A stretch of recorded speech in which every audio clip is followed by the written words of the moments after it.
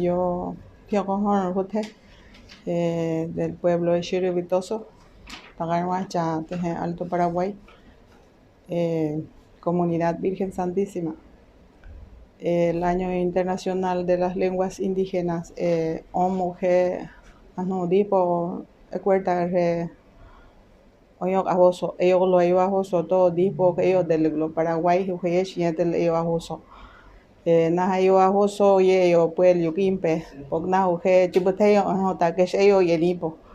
Nahayo por Wishe, Oimunis, Nahayanar Maho, yo por Wishe, no hay hora, Heke, Nahayo a Joso, Shishi. Yugner, Yuraja, Nianarma, yo Soy la profesora Zulma Franco, vengo de la comunidad Virgen Santísima del pueblo de Chiribitoso.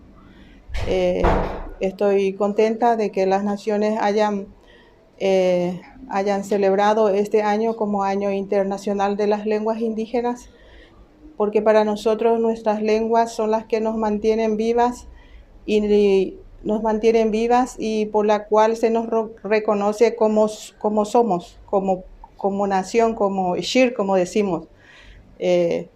La lengua nos identifica y estamos orgullosos de ser Shir, yo de ser Shir, y esto lo transmitimos a los jóvenes, que ellos, tanto jóvenes, niñas, para que se pueda ir cultivando la lengua, valorar y enseñar, y que la generación nunca se olvide de su lengua a la cual pertenece y que sus ancestros le han dejado.